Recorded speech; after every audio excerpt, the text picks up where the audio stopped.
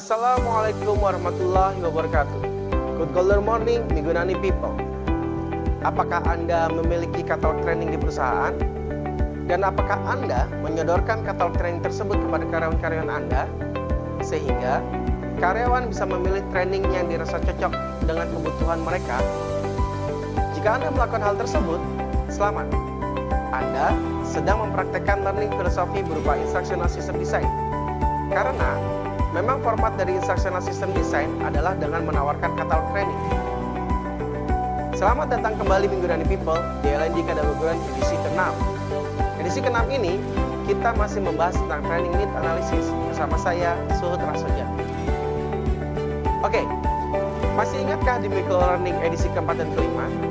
Kita sudah membahas tentang kamus kompetensi dan kompetensi matriks sebagai input dalam proses mengidentifikasi kebutuhan learning berdasarkan people need.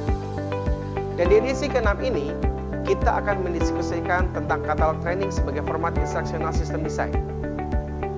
Katalog training ini, jika diibaratkan sebagai menu makanan yang disediakan oleh restoran, LND adalah pemilik restoran tersebut, dan karyawan adalah pelanggan yang datang ke restoran Anda. Layaknya sebuah restoran, saat pelanggan masuk, maka seorang pelayan akan menawarkan menu makanan, dan pelanggan akan memilih menu sesuai dengan yang mereka sukai. Dalam filosofi instructional system design, menu makanan atau training yang dipilih oleh karyawan dianggap sebagai kebutuhan belajar karyawan. Mari kita tinjau lebih jauh. Saat Anda datang ke restoran dan memilih menu makanan, apakah menu yang Anda pilih itu adalah menu yang Anda harapkan? Kadangkala tidak. Menu yang Anda pilih sebenarnya bukan harapan Anda. Anda berharap ada menu kepiting telur lada hitam. Namun, menu yang tersedia di restoran tersebut adalah kepiting saus tiram. Begitu juga dengan katalog training. Kelemahan dari format instructional system design adalah keterbatasan katalog training untuk menjawab kebutuhan belajar karyawan. Walaupun begitu, penggunaan katalog training juga memiliki kelebihan dalam memandu karyawan untuk memilih training sesuai dengan kompetensi gap yang dimiliki karyawan itu sendiri. Karena kekurangan dan kelebihan yang dimiliki oleh katalog training inilah, semenjak tahun 2015, kami mengimplementasikan filosofi continuous learning. Kami meniadakan penggunaan katalog training dan lebih mengempower karyawan untuk mampu mengidentifikasi kebutuhan belajarnya sendiri.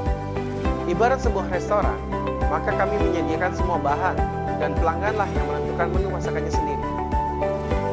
Jika perusahaan Anda masih menginginkan menggunakan katalog training, pertanyaannya, bagaimana caranya untuk menyusun katalog training? Katalog training ini disusun dengan referensi kamus kompetensi yang sebelumnya sudah dikembangkan.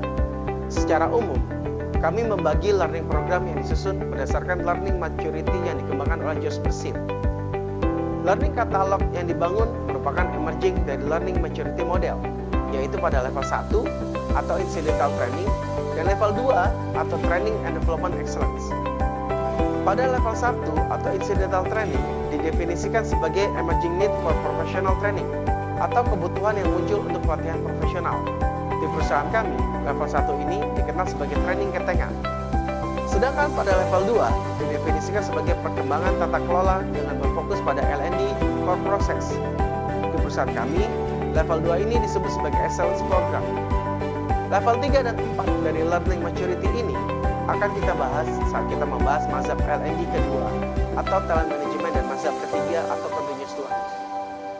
Secara sederhana, kami membedakan training ketengan di level 1 dan excellence program di level 2 dari seberapa banyak kompetensi yang digarap dalam learning program tersebut. Saat yang digarap hanya satu kompetensi, maka kami menyebutnya sebagai training ketengan.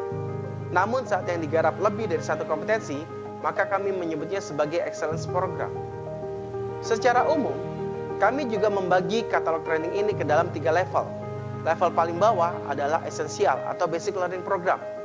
Learning program ini diturunkan dari kompetensi level 1 dan 2 dari kamus kompetensi. Nama training pada tingkat esensial atau basic ini biasanya ditandai dengan penggunaan essential of, basic training of, atau awareness training of.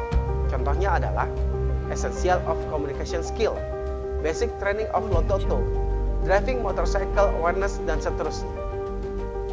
Level kedua dari katalog training yang dikembangkan, kami menyebutnya sebagai tingkat profesional. Learning program ini diturunkan dari kompetensi level 3 dari Kamus Kompetensi. Nama training pada tingkat profesional ini biasanya ditandai dengan penggunaan kata professional program, practitioner program, dan credential program, dan seterusnya. Contohnya adalah Professional Coaching Certification, Certified Facilitating Skill, ataupun Certified Operator Excellence. Level ketiga dari katalog training yang dikembangkan, kami menyebutnya sebagai tingkat advance. Learning program ini diturunkan dari kompetensi level 4 dan 5 dari Kamus Kompetensi. Nama training pada tingkat advance ini biasanya ditandai dengan penggunaan kata advance program. Contohnya adalah Advanced Supervisory Development Program, Advanced Leadership Development Program, dan seterusnya. Setelah kita membagi ke dalam 3 tingkatan, maka saatnya bagi kita untuk menurunkan kamus kompetensi ke dalam katalog training.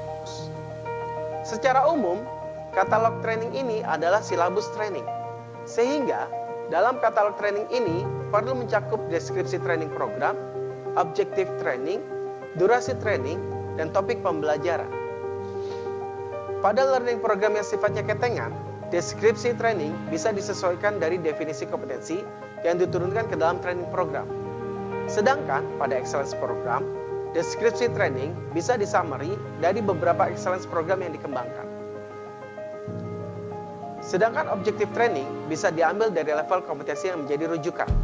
Contohnya, jika Anda mengembangkan training program tingkat pertama atau essential program, maka Anda bisa mengambil objektif training dari perilaku kunci di level kompetensi 1 dan 2. Sedangkan pada tingkat profesional, Anda bisa mengambil dari perilaku kunci level kompetensi 3. Dan pada tingkat advance, Anda bisa mengambil perilaku kunci pada level kompetensi 4 dan 5. Isian pada topik pembelajaran, Anda perlu membaca lebih detail pada tiap perilaku kunci, identifikasi knowledge ataupun skill yang dibutuhkan pada tiap level, dan jadikan knowledge dan skill tersebut sebagai topik-topik yang perlu dimasukkan dalam katalog training.